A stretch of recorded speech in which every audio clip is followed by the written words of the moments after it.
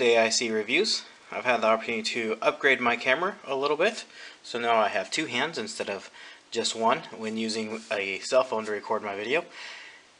Today's video, I recently had to switch phones. My wife's phone broke, and so she took my phone over. So I went out and bought myself a new phone. Now I don't have a lot of money, so I bought an inexpensive phone, but I wanted to make sure I got one that had LTE, as I use T-Mobile. And in my area, if you're not using T-Mobile, or excuse me, if you are using T-Mobile and you don't have a phone with LTE, you will have signal issues. You definitely need a phone with LTE to have a reliable device, at least in the Phoenix area. Now, this is a phone I picked. It's an HTC Desire 626S. Biggest reason I picked this phone is because it was the closest to $100 that had the LTE data on it that was available to me at the time. It is an Android device. I've been using a Windows mobile phone for the last little while, and oh, it's updating itself, sorry. And I really like the Windows mobile operating system significantly, and I really wanted to buy another Windows mobile phone. Highly recommend it. But the one I have, the Lumia 640, is not available anywhere locally, and I did find it online. However, it was very expensive online, and I didn't want to spend the money. So I picked this up, and it definitely has some good things about it and some things I don't like so much about it. Starting off the bat, let's go over a couple things I don't necessarily like so much about the device, since I think that's probably what most people may care about. Is I don't like the back. It's very slick plastic, and I don't find that it sits in my hand very well. My Lumia was like that, but I got a new back for it, which was a kind of a matte finish, which improved the feel in the hand significantly. However, this phone, another thing I'm not quite too fond of, is it does not have a removable battery, and so the back does not come off. The only things accessible is here on the side.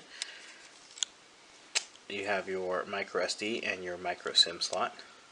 Now the micro SIM, if I come up to the camera a little bit, you can see it fits in a little tray. And if you lose that tray, you do get a spare tray. However, I don't really see myself as someone to take the SIM card in and out a lot. I haven't done that except for when switching devices specifically from one to another. The camera on it is, I believe, an 8 megapixel camera, and it takes okay pictures. It's fine in the bright light outside, I show you, except for it's updating. It's fine in the bright day light or in a very well lit room, but if it's in a dimmer lit room, it's not as good.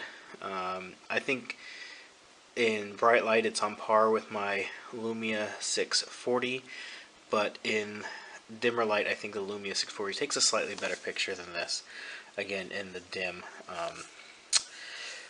It does have a flash. It's bright enough, I guess. It's one thing I'd like. Even on high-end phones, the flash is always a bit of a joke. I've never seen a flash that's done real well. A couple things I like about the phone, or a few things. The speakers, they're forward-facing and not rear-facing, or even shooting out of the bottom.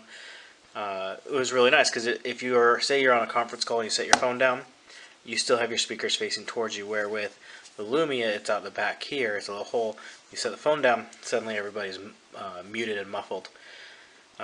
Or if you're playing music, you set it down, it will muffle the sound. So having the speakers on the front is very nice. Both of them have a 5-inch screen. I believe they are the same, if not the same, very similar resolutions, and they both look really nice. It is a very nice screen for an inexpensive mobile device. There we go. And so it's easy to read in the daylight, it's easy to read at night. The auto dim is pretty decent on it. It's not the best or the worst that I've had on a device. Call quality on it's reasonable. Signal strength on it is reasonable. One last thing that I don't necessarily like about it is the battery life. I had this charged up 100% just a couple hours ago, and it's already down to 70%.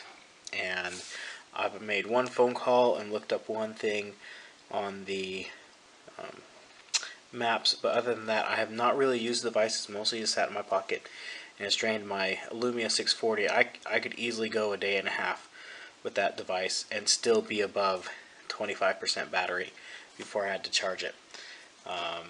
This device I unplugged from the charger this morning before leaving to work, and by lunchtime it was below 50%, and I needed to charge it, and I had to charge it up to the end of work. I've only had it a little over a day now, a little over 24 hours, and I've had to charge it 3 times, and I'll charge it a 4th time tonight. So it's not really looking good as far as battery life. It's a very nice, slim phone, but I would gladly give up some of that sleekness. Even if it was, 2 millimeters thicker for a slightly longer life battery, I would much appreciate that. So that's the HTC Desire 626S. It's an okay phone for the price. I wish the Lumia 640 was still available. I would have bought that over this phone in a heartbeat. But if you're in the market for a $100 to $150 phone, this is not a bad choice since the Lumia 640 is not available. Thank you for watching and have a great day.